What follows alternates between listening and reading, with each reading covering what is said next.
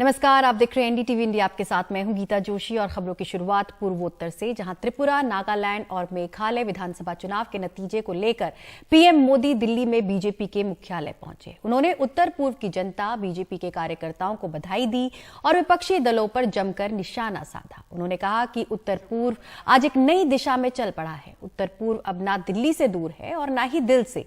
PM Modi ने कहा कि उत्तर पूर्व के गांव में आजादी के 7 दशक बाद भी बिजली नहीं थी, क्योंकि पिछली सरकारें कठिनाइयों से बचती थी। पीएम मोदी ने यह भी कहा कि कांग्रेस के नेता इन नतीजों पर कह रहे हैं कि ये तो छोटे राज्य हैं। छोटे राज्यों से कांग्रेस की नफरत आने वाले चुनावों में भी उसको डुबो देगी। साथ ही पीएम मोदी ने कहा कि आने वाले समय में केरल में भी बीजेपी की सरकार बनेगी।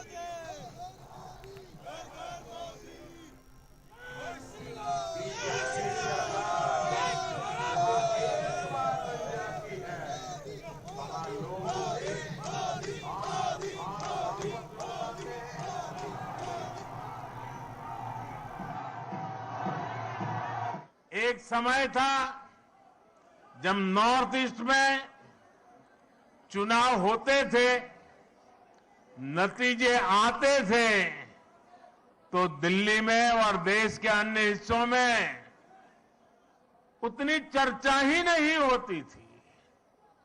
जो चर्चा होती भी थी तो वो चुनावी हिंसा की होती थी, बम, बंदूक और ब्लॉकेड की चर्चा होती थी।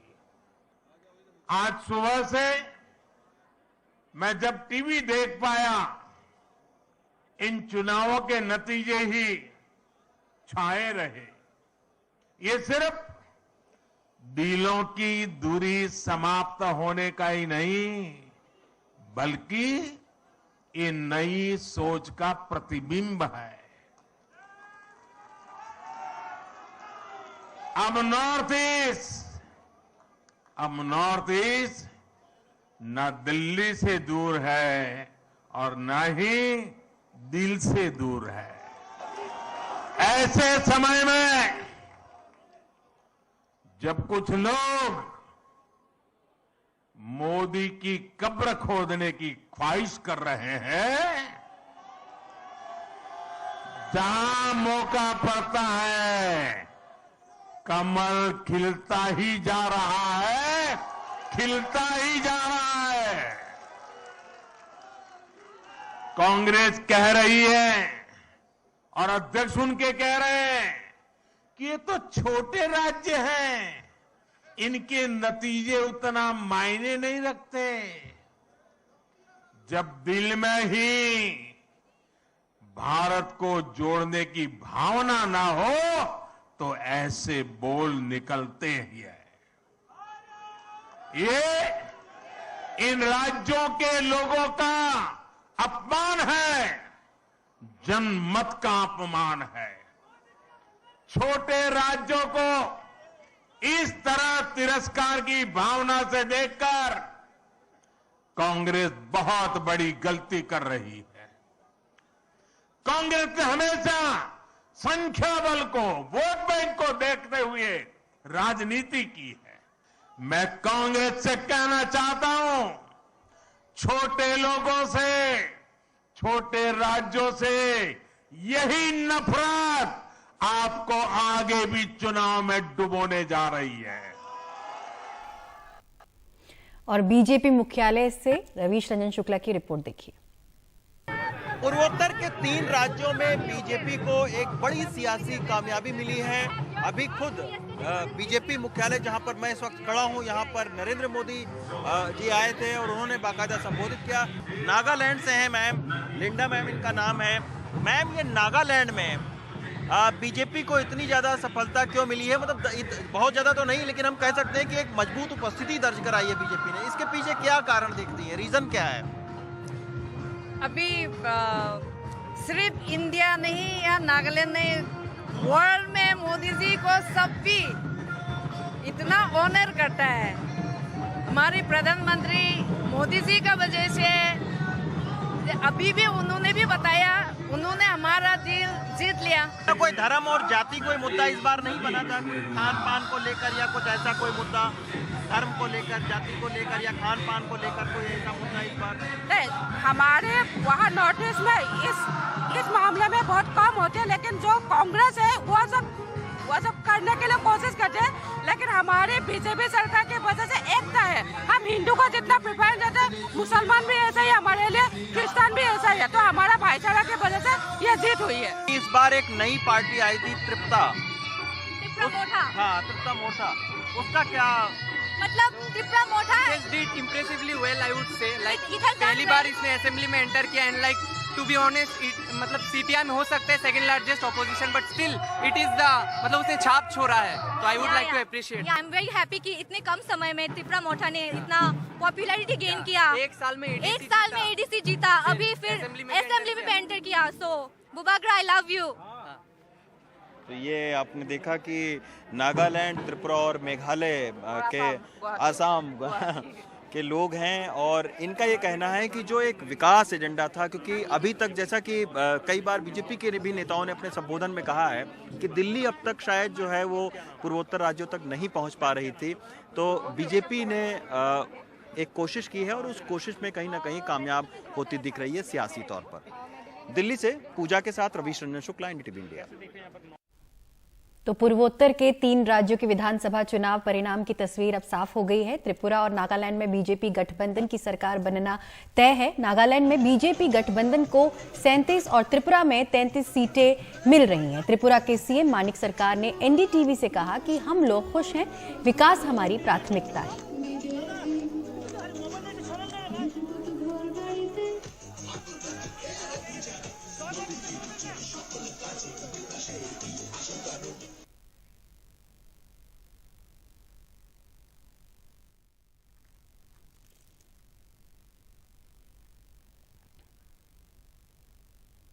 त्रिपुरा के सीएम मानिक साहा से बात की हमारे संवाददाता रत्नदीप चौधरी ने। त्रिपुरा मोथा पार्टी एक बड़ी पार्टी के रूप में उभर के आई है इस बार चुनाव में। आगे चल के क्या सरकार बनाने में उनकी मदद चाहिए होगी आपको? क्या बातें शुरू हो चुकी हैं? बहुत ही अच्छा है और इनको मैं कॉन्ग्रेचुलेट करना चाहता हूं। और आने वाले दिन इनका जो सोच है कि डेवलपमेंट चाहिए ट्राइबल लोगों का, तो हम लोग भी इनके साथ रहेंगे और ये जरूर इनके साथ मिलके हम लोग आगे त्रिपुरा को एक त्रिपुरा श्रेष्ठ त्रिपुरा बनाएंगे। मगर उनका जो कोर डिमांड है उसके साथ अब एक मत नहीं है, तो किस तरह से एक साथ आ सकते हैं? नहीं, ये तो दूसरा चीज़ है।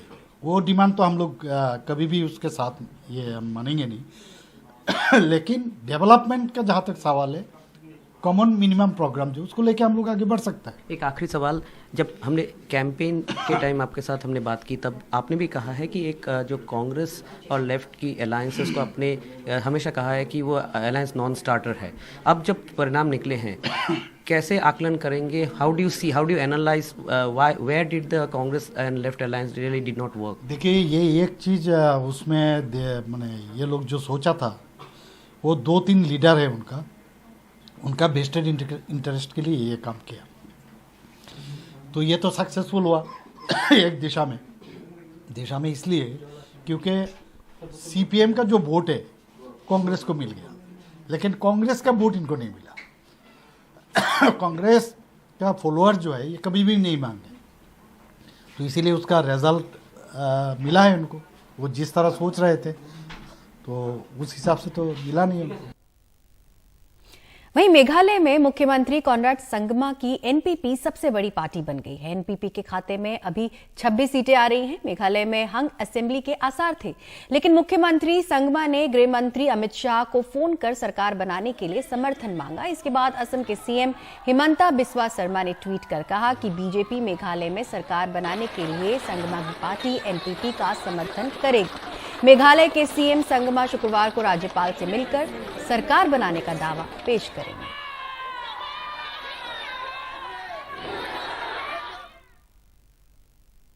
नागालैंड विधानसभा चुनाव के नतीजे आने के साथ ही राज्य ने इतिहास रच दिया। नागालैंड के 1963 में राज्य बनने के 60 साल बाद पहली बार एक महिला विधायक चुनी गई हैं। एनडीपीपी की हेकानी जाखालू चुनाव जीतकर नागालैंड की पहली महिला विधायक बन गई हैं। वो 7 महीने पहले ही राजनीति में आई थी। हमारा इंडिजिनस कम्युनिटी और anywhere in the world indigenous community का बहुत पेट्रियार्कल माइंडसेट होता है. So that is also one of the reason why women have been excelling in every field in Nagaland, but the decision making body, it has always lacked. It was always lagged behind, but now times are changing. अभी लोगों का mindset change हो रहा है, and my win has proved that people have started accepting that women can also be in the highest decision making body. वहीं महाराष्ट्र की बात करें तो महाराष्ट्र में सत्ता परिवर्तन के बाद पुणे में हुए विधानसभा उपचुनाव में बीजेपी को झटका लगा है। 28 साल से बीजेपी का अभेद किला रही कस्बा विधानसभा सीट अब कांग्रेस के पास चली गई है। हालांकि पिंपरी चिंचवाड़ सीट बचाने में बीजेपी कामयाब रही। कांग्रेस ने इसे जनता का बीजेपी से मोह भंग बताया। वहीं शिवसेना इसे धन शक्ति पर जनशक्ति की जीत बता रही है।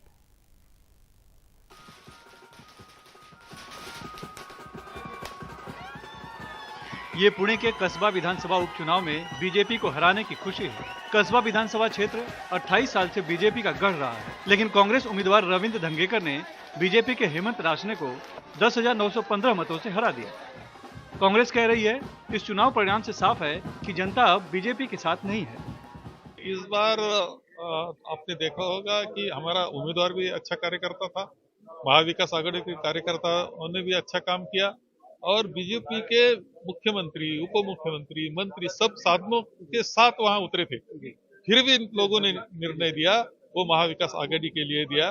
बीजेपी के जो कार्य पद्धति है और उसका तत्वज्ञान है उसके अगेंस्ट अभी पूरे देश की जनता जा रही है, ये विरोध में जा रही है। इसका ये निकाल आपको दिखता है, इसका लक्ष्य नहीं है। जनता ने ठान लिया था कि इनको समय आने के बाद हम इनसे हमारे वोट के भरोसे ये सत्ता में गए और अब हमारे वोटों से इनको सत्ता से नीचे उतारेंगे, ये सोच जनता ने बनाई थी।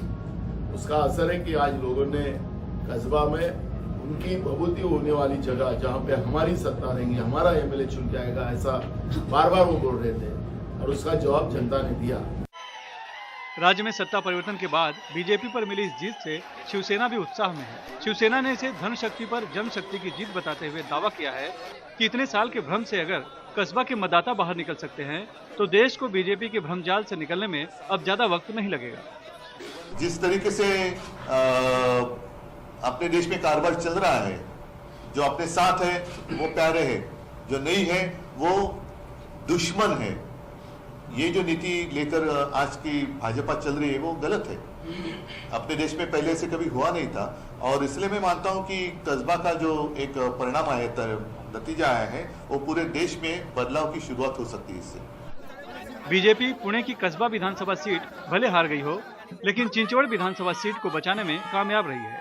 हालांकि चिंचवड़ की जीत भी इसलिए हो पाई है क्योंकि मुकाबला त्रिकोणीय था। शिवसेना के बागी राहुल कलाटे ने महाविकास आघाड़ी का गणित खराब कर दिया। बीजेपी का कहना है एक सीट पर हार जीत से भविष्य की राजनीति की दिशा तय नहीं होती। हर चुनाव में वहां के कोई स्थानिक समीकरण होते हैं, वहां के सूत्र होते हैं, कुछ आधार होते हैं। हम कोई अन्य दलों की तरह नहीं है कि हार जाने के बाद ईवीएम खराब, ये खराब, वो खराब, ऐसे हम कोई दलील नहीं दे रहे। तो हम हार को स्वीकार कर रहे हैं। मतदाता ने जो भी निर्णय दिया है उसका स्वीकार कर रहे, सम्मान कर रहे हैं। और जहां कमी रह गई, जहां खामियां है, उसका हम चिंतन करेंगे। इस उपचुनाव के परिणाम का सरकार की स्थिरता पर तो असर नहीं पड़ेगा, लेकिन जनता के रुख को देखते हुए इतना तो तय है कि मोदी और हिंदुत्व के नाम पर वोट मांगने वाली बीजेपी के लिए आत्म परीक्षण करने का वक्त आ गया है। मुंबई से कैमरामैन संजय मंडल के साथ सुनील सिंह, एनडीटीवी इंडिया के लिए। सुप्रीम कोर्ट ने चुनाव आयोग में नियुक्तियों पर गुरुवार को ऐतिहासिक फैसला सुनाया। अब चुनाव आयोग की नियुक्तियों में केंद्र की मर्जी नहीं चलेगी। ये कमेटी मुख्य चुनाव आयुक्त और चुनाव आयुक्तों की नियुक्ति करेगी। इस कमेटी में प्रधानमंत्री, चीफ जस्टिस ऑफ इंडिया और नेता विपक्ष होंगे। देखिए आशीष भार्गव की रिपोर्ट। चुनाव आयोग के कामकाज में पारदर्शिता, निष्पक्षता और स्वतंत्रता लाने के लिए सुप्रीम कोर्ट में 5 जजों के संविधान पीठ ने ऐतिहासिक कदम उठाया है। अदालत ने आदेश दिया है पीएम सीजेआई और विपक्ष के नेता की कमेटी के जरिए सीईसी और ईसी की नियुक्ति होगी। सीईसी की तरह ईसी को भी समान संरक्षण और हटाने की सामान्य प्रक्रिया पर केंद्र सरकार विचार करे। सुप्रीम कोर्ट, लोकसभा और राज्यसभा की तरह ईसीआई के लिए स्वतंत्र सचिवालय पर भी विचार हो। सुप्रीम कोर्ट, लोकसभा और राज्यसभा की तरह ईसीआई के लिए भी स्वतंत्र बजट के प्रावधान पर विचार हो। अभी तक क्या था कि इलेक्शन कमीशन का जो अपॉइंटमेंट था वो गवर्नमेंट किया करती थी, चीफ इलेक्शन कमिश्नर का भी अपॉइंटमेंट भी गवर्नमेंट किया करती थी। अभी election commissioner, chief election commissioner का जो अपॉइंटमेंट होगा वो एक कोलिजियम के थ्रू होगा, जिसमें 3 लोग होंगे, प्राइम मिनिस्टर होंगे, लीडर ऑफ अपोजिशन होंगे और सीजीआई होंगे। उसका जो दूसरी हमारी मांग थी कि अभी इनके पास इक्वल राइट नहीं है, तीनों जो इलेक्शन कमिश्नर हैं इनको इक्वल प्रोटेक्शन नहीं है, इक्वल राइट नहीं है, इक्वल सिक्योरिटी नहीं है। तो अब ये हो गया कि 3 के तीनों इलेक्शन कमिश्नर और चीफ इलेक्शन कमिश्नर, इनका जो हटाने की प्रक्रिया होगी एक होगी और वो थ्रू पार्लियामेंट होगी, इम्पीचमेंट होगी। तीसरा जो लैंडमार्क हुआ है कि अभी इनके पास पैसा नहीं होता था, बार बार पैसे के लिए इनको सरकार की तरफ मुंह देखना पड़ता था, अभी इनका इंडिपेंडेंट बजट हो जाएगा।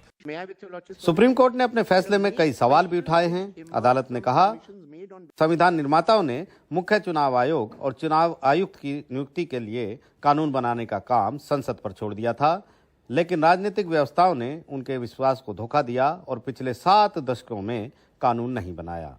ये नियम संसद के कानून बनाने तक लागू रहेगा। चुनाव आयोग को स्वतंत्र, निष्पक्ष और स्वायत्त होना चाहिए। सुप्रीम कोर्ट में केंद्र सरकार ने इसका विरोध किया था, लेकिन विपक्षी पार्टियों ने इस फैसले का स्वागत किया है। ये पहला अवसर है जब सुप्रीम कोर्ट की बड़ी बेंच ने इतनी अच्छी व्याख्या दी है कि इसमें नेता सदन के साथ साथ नेता प्रतिपक्ष भी और जुडिशरी का भी एक आदमी शामिल होना चाहिए। पिछले दिनों जिस तरह से चुनाव आयोग में नियुक्तियां हुई थी उसको लेकर के भी सुप्रीम कोर्ट ने अपनी नाराजगी व्यक्त की थी। मुझे प्रसन्नता है कि सुप्रीम कोर्ट के इस फैसले के बाद निष्पक्ष और पारदर्शी चुनाव प्रणाली प्रारंभ होगी। आज जो सर्वोच्च न्यायालय का फैसला आया है ये अपने आप में ऐतिहासिक फैसला है। सर्वोच्च न्यायालय के चंद फैसलों में ये फैसला दर्ज किया जाएगा कि कैसे आज एक निष्पक्ष चुनाव आयोग का गठन करने के लिए विपक्ष के नेता को, प्रधानमंत्री जी को और मुख्य न्यायाधीश को इसमें शामिल किया गया और ये समिति एक निष्पक्ष चुनाव आयोग का गठन करेगी जिससे देश के अंदर चुनाव पूरी निष्पक्षता के साथ संपन्न हो पाए। जाहिर है सुप्रीम कोर्ट के इस फैसले का असर दूर तक जाएगा। अपने इस फैसले से सुप्रीम कोर्ट ने चुनाव आयोग की सोई हुई शक्तियों को जागृत कर दिया है जो 7 दशक से इसी तरह थी, लेकिन अब सुप्रीम कोर्ट ने उसे वो हथियार दिया है ताकि वो किसी भी ताकतवर से लड़ सके। लेकिन सवाल ये है कि आखिरकार मुख्य चुनाव आयुक्त और चुनाव आयुक्त किस तरह इन शक्तियों का इस्तेमाल करेंगे और संसद इसे किस नजरिए से देखेगी। नई दिल्ली से राजीव रंजन और मनोज ठाकुर के साथ आशीष भार्गव, एनडीटीवी इंडिया। पश्चिम बंगाल की मुख्यमंत्री और टीएमसी अध्यक्ष ममता बनर्जी ने विपक्षी एकजुटता की कवायद को बड़ा झटका दिया है। ममता बनर्जी ने ऐलान किया है कि 2024 का लोकसभा चुनाव तृणमूल कांग्रेस अकेले लड़ेगी। तृणमूल कांग्रेस का गठबंधन सिर्फ जनता के साथ होगा। उन्होंने कहा कि लोगों के समर्थन में वो 2024 का लोकसभा चुनाव लड़ेंगी। मुझे भरोसा है कि जो भी बीजेपी को हराना चाहता है वो टीएमसी के साथ आएगा, ऐसा ममता बनर्जी ने कहा। So up to panchayat election or Lok Sabha election, they will arrest so many people. Trinamool Congress আর মানুষের যোগ হবে। আমরা ওদের কারোর সাথে যাব না। আমরা একা লড়বো মানুষের সমর্থন নিয়ে। যারা বিজেপিকে হারাতে চায় তারা আমাদের ভোট দেবে, এটা আমি বিশ্বাস করি। আর যারা কংগ্রেস সিপিএমকে ভোট দেবে তারা বিজেপিকে ভোট দেবে, এটা আমি বিশ্বাস করি। এই সত্যটা উদ্ঘাটিত তো আজকে হয়ে গেছে। मनीष सिसोदिया और सत्येंद्र जैन की गिरफ्तारी के विरोध में आम आदमी पार्टी दिल्ली में 10 मार्च से डोर टू डोर कैंपेन करेगी। आम आदमी पार्टी के नेता गोपाल राय ने कहा कि पीएम की तानाशाही के खिलाफ ये अभियान हम चलाने जा रहे हैं। दिल्ली के लोगों को जागरूक करने के लिए 2500 नुक्कड़ सभाएं भी करेंगे।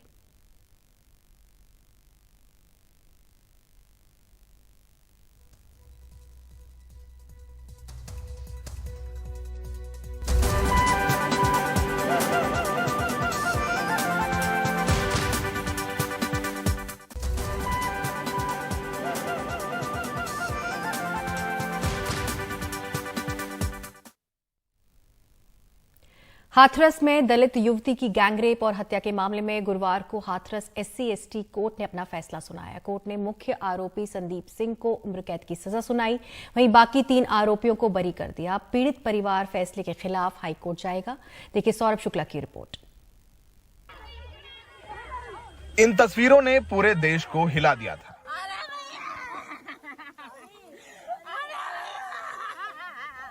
यूपी के हाथरस में गैंगरेप के बाद आई चोटों से चल बसी दलित युवती के शव का अंतिम संस्कार यूपी प्रशासन ने परिवार की मर्जी के खिलाफ कर दिया था। इस हत्याकांड के बाद सियासत भी काफी जबरदस्त हुई थी। राहुल गांधी और प्रियंका गांधी ने पैदल चलने की शुरुआत कर दी थी जब यूपी पुलिस ने उन्हें रोक दिया था पीड़िता के परिवार से मिलने के लिए। जयंत चौधरी जब मिलने पहुंचे थे तो उन्होंने पुलिस की लाठियां खाई थी। ये पूरा हत्याकांड यूपी चुनाव में एक बड़ा मुद्दा भी बना था। इस पर आगे भी सियासत होगी क्योंकि इस फैसले के खिलाफ तमाम राजनीतिक दल बोलने लगे हैं, जिसमें से एक भीम आर्मी। इस पूरे मामले की जांच सीबीआई ने की थी और सीबीआई ने पीड़ित युवती के ही पड़ोसी अगड़ी जाति के संदीप, रामू, रवि, लवकुश को हत्या और बलात्कार की धाराओं में आरोपी बनाया था। लेकिन कोर्ट ने 3 आरोपियों रामू, रवि और लवकुश को क्लीन चिट दे दी है और संदीप को सिर्फ गैर इरादतन हत्या का दोषी करार दिया है। आजीवन कारावास की सजा हुई है संदीप सिसोदिया को और SC/ST एक्ट में भी उसका कन्विक्शन हुआ है और 3 को इसमें बरी कर दिया गया है। उन 3 के अगेंस्ट में हम हाई कोर्ट में अपील करेंगे डेफिनेटली इसमें, और साथ ही अभी जजमेंट हमारे पास है उसका देखेंगे कि कोर्ट ने क्या ऑब्जर्वेशन दिया है, रेप के धारा में क्यों कन्विक्शन नहीं किया, अन्य धाराओं में और जो लगाई हुई थी सीबीआई ने और चार्ज जिन धाराओं में फ्रेम हुआ था उसमें क्यों कन्विक्शन नहीं हुआ। ये सारा जजमेंट देखने के बाद फर्दर हम फिर आपसे बात करेंगे। अपनी इकलौती बेटी को खो चुके परिवार का फैसले के बाद रो रो कर बुरा हाल है। परिवार का कहना है कि वो पीड़िता की अस्थियां तब तक विसर्जित नहीं करेगा जब तक हाई कोर्ट चारों आरोपियों को सजा नहीं दे देता। नहीं, संतुष्ट नहीं है, हम संतुष्ट नहीं है।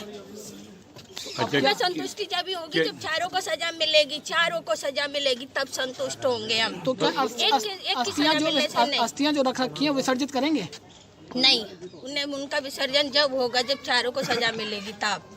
इस हत्याकांड के बाद यूपी प्रशासन के रवैये पर भी सवाल उठे थे। फिलहाल पिछले 3 साल से जेल में बंद 3 आरोपी क्लीन चिट मिलने के बाद जेल से छूट जाएंगे। परिवार का कहना है कि ये आरोपी उन्हें डराने धमकाने का काम करेंगे। हाथरस से सहयोगी अश्वनी के साथ सौरभ शुक्ला, NDTV इंडिया। राजस्थान के मुख्यमंत्री अशोक गहलोत ने भरतपुर में नासिर और जुनैद के परिजनों से मुलाकात की। इस दौरान उन्होंने दोनों परिजनों को 5-5 लाख रुपए की मदद देने का ऐलान किया। भरतपुर के घाटमीका गांव के रहने वाले नासिर और जुनैद के जले हुए शव 16 फरवरी को हरियाणा के भिवानी में एक जली हुई कार में मिले थे। दोनों के परिजनों ने आरोप लगाया था कि गौ रक्षकों ने उन्हें अगवा कर उनकी हत्या कर दी थी।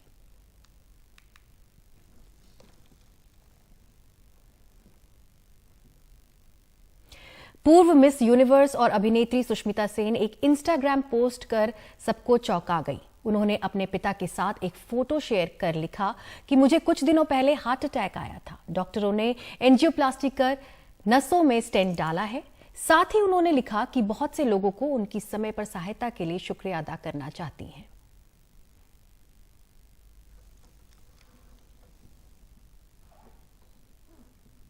बुलेटिन में फिलहाल बस इतना ही। मुझे दीजिए इजाजत, लेकिन देश और दुनिया की बाकी खबरों के लिए आप बने रहिए हमारे साथ। देखते रहिए NDTV इंडिया। नमस्कार।